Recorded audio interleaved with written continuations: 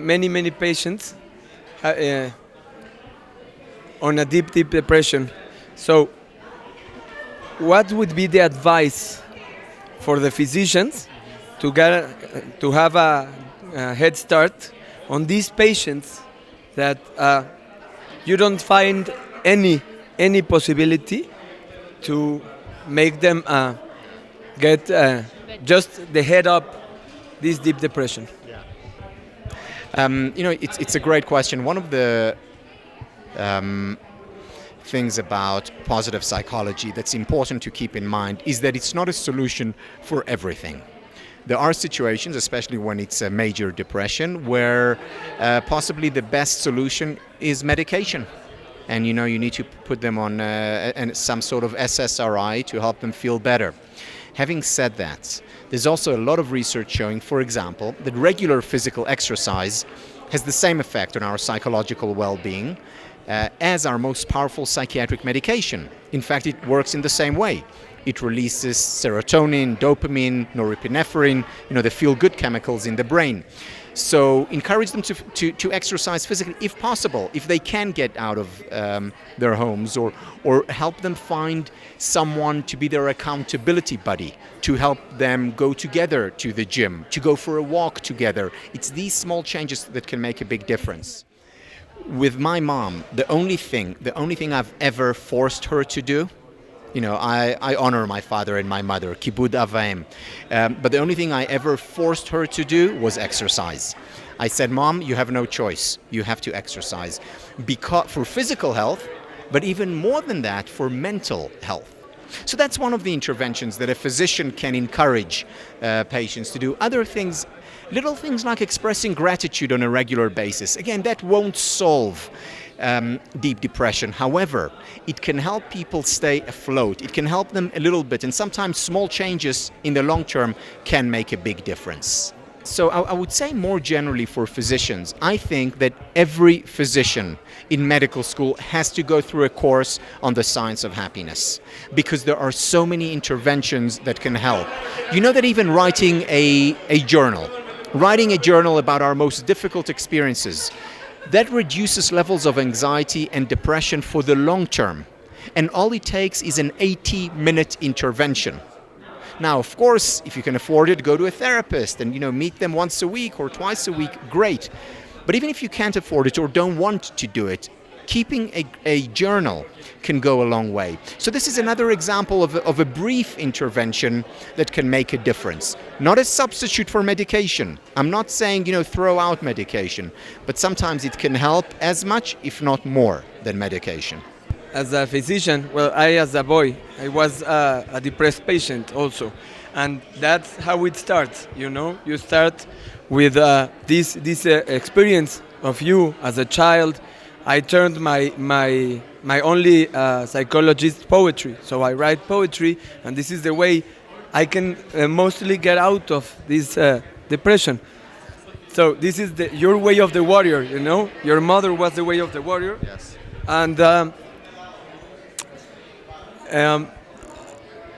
I have another question, but I'm like working on my head. But how was this path for you? As you saw your mother, and it was what you became as right now. If you look in retrospective, this story, how do you believe was the turn-off that made you like this, going this way? Parents define us. Whether we like it or not, parents define us. And I must say, I was just recently asked, who are your role models? And it's such an easy question for me, my parents. Because my parents did a few things. The first thing that they did was they were always there for me. My fondest childhood memory is coming home from school every day, sitting lying on the couch at home, and just talking to my mom, and later when my dad came home, to my dad. So they were always listening to us. Today I also know the research on listening and how important it is for children as well as adults to be listened to. In addition, my parents always never forced me to do anything but they always encouraged me to pursue my passions. So, I remember one day I came home and I said to my dad, we learned something interesting in chemistry. The next day I had a chemistry set. Now, I never became a chemist, but I always got the message, pursue your passions. And I think that's an important message from to get from parents, and of course for them to be role models. And my parents are role models because they're very kind and generous and good people who are also very curious about the world. Speaking of curiosity, there is research just came out recently showing that people who are curious actually live longer. So learning new things all the time, asking questions all the time, that contributes not just to mental health, also to physical health, to longevity. Exactly. So neurogenesis, neuroplasticity, it keeps us younger. This is also a fight, so that makes you a fighter. This is a fight. One of the things that I talk about as part of our certificate program in happiness studies is the creation of a happiness revolution. However, the happiness revolution that we're talking about is a peaceful revolution.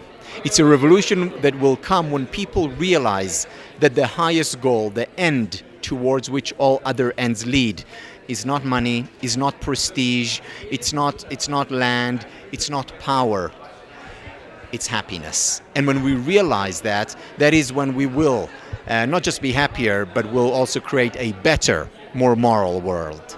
There is a study in which Mother Teresa of Calcutta was giving some mission, the place of happiness. It was the poorest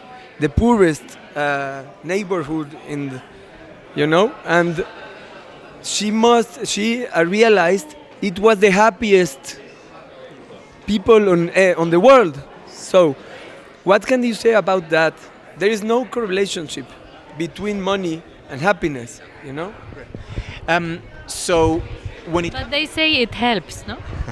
It's like, my grandmother said, whether you're rich or poor, it's good to have money.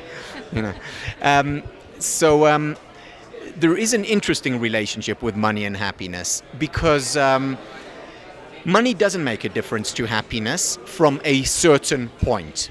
So a person who has to worry about bringing food to his or her children, a person who has to worry about shelter, a person who has to worry about the basics of life, and you suddenly give them money, that money will make them happier. In other words, money will contribute to their happiness. However, once basic needs are met, basic needs meaning food, basic needs meaning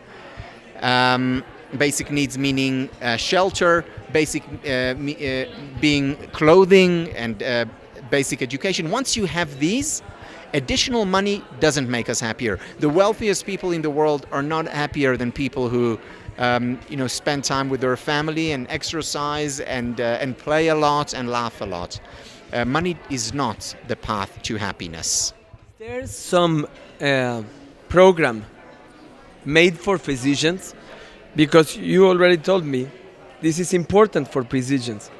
There are very few specialized programs for physicians. However, a general program in happiness studies, in the science of happiness, in mindfulness meditation, these programs are very useful for physicians on two levels. First of all, on an individual level, for the physician, him or herself, so that they can manage the stress that they're dealing with, so that they can lead a happier life, so that they can become more creative, so that they can become more productive and engaged in what they do. And through that, also become better physicians.